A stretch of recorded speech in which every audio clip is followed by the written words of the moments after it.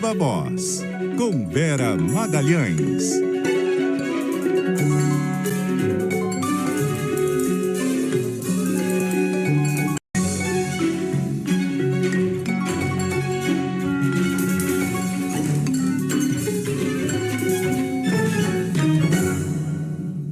E aí, Vera, já nas nossas telas.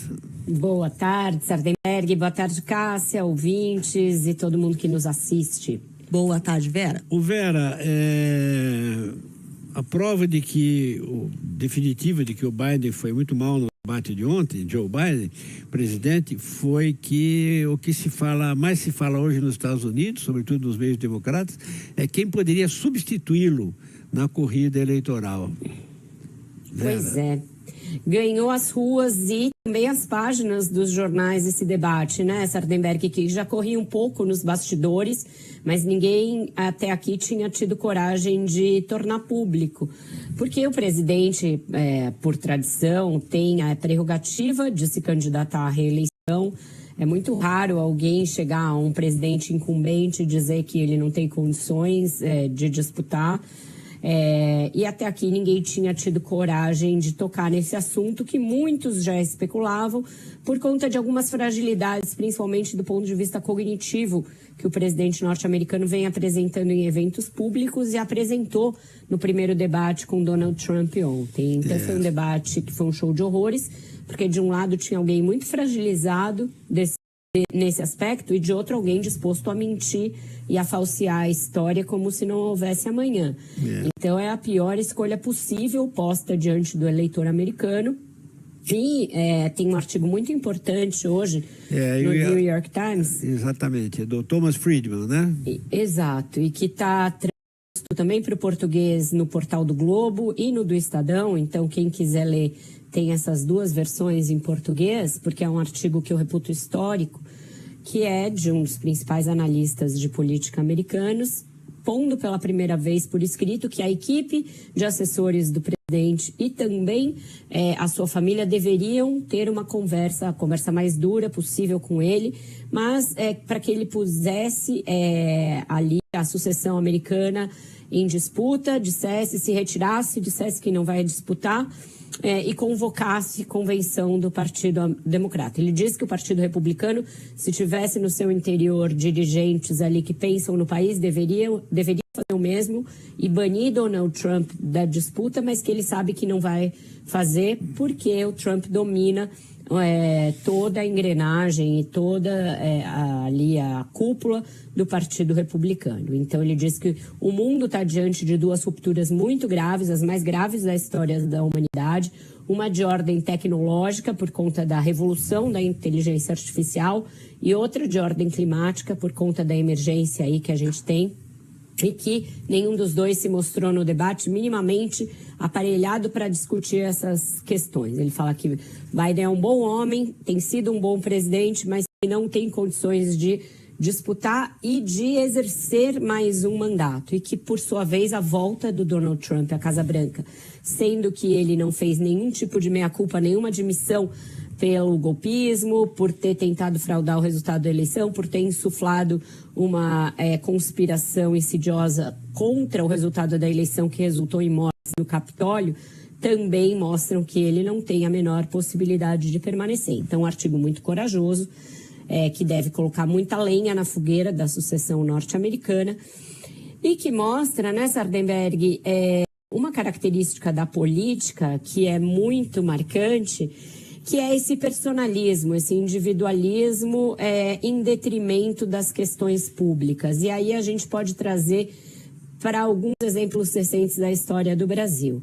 A gente tinha já em 2014, por exemplo, indicações de que a presidente Dilma estava ali com muitas dificuldades para governar, com algumas dificuldades de popularidade. Houve no PT quem instasse Dilma a desistir de concorrer à reeleição para apoiar o Lula, uma volta do Lula. Ela resistiu, o Lula não teve coragem de ali colocá-la em xeque, ela foi candidata, Democrata, venceu por uma margem pequena, mas depois, por dificuldade de compor uma base política, acabou sofrendo impeachment. Com isso combinado com as pedaladas. E, recentemente, o prefeito de São Paulo, Bruno Covas, enfrentava um câncer. Esse câncer era público, era um câncer grave, porque numa região de difícil tratamento, o tratamento dele foi público, o debilitou muito fisicamente, mas ele foi para uma eleição com essa condição, ali muito fortalecido, porque teve um enfrentamento muito bom da pandemia, mesmo doente. Ele foi ali pró-ciência, pró-isolamento, se mudou para dentro da prefeitura, comoveu a todos com a sua luta e não quis abrir mão de uma reeleição, porque dizia que iria se curar, e foi candidato e venceu, morreu em poucos meses depois de reeleito. Sendo que poderia ter até ali, em nome de passar bem com sua família, o que lhe restava de sobrevida, que podia ser aqueles meses, podia ser muitos anos até em uma boa condição, ninguém sabia.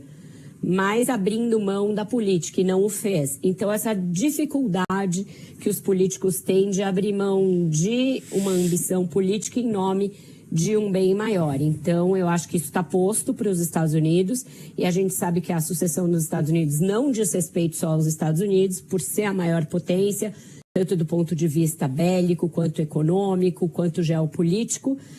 O que acontece lá tem reflexos no mundo. E a gente vê muita similaridade entre o tipo de polarização cristalizada que existe lá e aqui vai se cristalizando aqui no Brasil também, entre petismo e bolsonarismo, com a possibilidade de 2026 ter uma eleição com algumas das características da americana. Então, a gente tem de ficar de olho no que acontece nos Estados Unidos, porque isso tem uma influência global e porque também pode ter ecos na nossa política aqui do Brasil.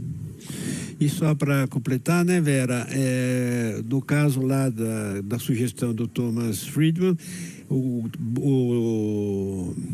Joe Biden se retira e se convoca uma convenção do Partido Democrata, e aí o que vai acontecer? Os aspirantes, os possíveis candidatos, vão à luta, provavelmente terão debates e tal, e vão disputar a candidatura na convenção do Partido Democrata. Se daria a partir de agosto, tem pouco tempo, portanto, para armar isso. As convenções americanas, tanto de um partido quanto de outro, costumam ser circos grandiosos, envolvem aí doadores, envolvem delegados, é toda uma sistemática bem complexa de primárias e cálculos em vários estados. Mas tem nomes, né? A vice-presidente Kamala Harris é um deles. Muita gente fala na Michelle Obama, outros senadores e governadores que também teriam essa aspiração, e ele fala que isso seria uma possibilidade de unir o país e superar essa ideia de Donald Trump. Então, trazer um nome novo poderia unir não só aqueles que são eleitores democratas, quanto convencer eventuais eleitores que estão propensos a votar até mesmo em Donald Trump a apostar num caminho novo. Então, seria dar um start, um restart na sucessão americana e evitar a tragédia que seria a eleição do Trump, opinião, aliás, com a qual eu comungo plenamente. Tá certo. Vera Magalhães, obrigado, Vera, e até a semana. Até mais tarde. Até mais tarde, sim. Até a semana, não, porque esta que vos fala estará de férias a partir de segunda-feira, retornando a este horário no dia 21. Portanto, desejo a vocês um ótimo mês de junho. Deixa eu ver se eu entendi. 3 semanas de férias? Merece. Exatamente. Você está bem bom de matemática. 3 semanas de férias e a legislação trabalhista permite? Permite, sim. Permite até mais, mas eu estou sendo magnânima. Exatamente. Permite. Não. 3 férias por ano? Não, ó a maldade. Não, aí não permite. Ó, que a gente vai chamar o fato fake para você. Verinha, aproveite suas férias merecidíssimas. A gente ainda te ouve mais tarde aqui e depois vai curtir, vai aproveitar. Hoje eu vou tocar até música no Viva Voz 2 em homenagem a esse momento de férias. Muito bom. Falar em música. Falar em música. Não vou nem desligar, vou ouvir. Não, é o seguinte, a Cássia acabou de ler uma nota aqui no Repórter CBN sobre o alinhamento de astros. Isso. Eu vi. possível amanhã observar o Marte, alinhamento Júpiter, uma e galera vai se Saturno, isso realinhar. com a A Lua, Lua. uma loucura. Vai dar para ver aqui do Então, Brasil. eu fiquei pensando, falei, vai ver que é Aquários de novo, mas não é, porque o Aquários, todo mundo sabe, né? Hair, Aquarius, Sim, tal, sim, não sim. sei o quê. No caso de Aquários, Júpiter é alinhado com Marte. E a Lua tem que estar na 7ª casa. Você sabe se a Lua está na 7ª casa? Aí eu vou ficar devendo essa informação. Vamos pedir para algum ouvinte, mas a gente já pode tocar aquela da Cássia Eller, quando o segundo Sol chegar, para realinhar a órbita Dos planetas, olha aí. Você é bom, acha, Sabrina? eu acho muito bom. É bom que ninguém avisa o Ju antes, e aí a gente tá falando e ele tá ali desesperado, ó, tec, tec, tec, tec, tec, Procurando. tec, tec, tec, procurando.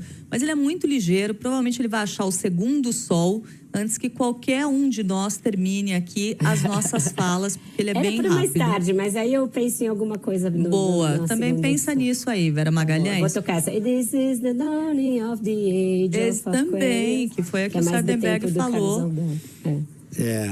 Achou a música? Olha lá. É que ele tá abrindo ali naquele site que a gente usa para abrir música, aí você pula o anúncio, mas ó, chegou. Quando o segundo sol chegar para realinhar as órbitas dos planetas. Bom. Aí, amanhã cedo, hein, gente? Tem que acordar cedo. Eu vou acordar tarde, vou perder, depois vocês me contam. Tchau, gente. Tchau, Vera. Obrigado, Vera. Divirta-se até. Obrigada, tchau.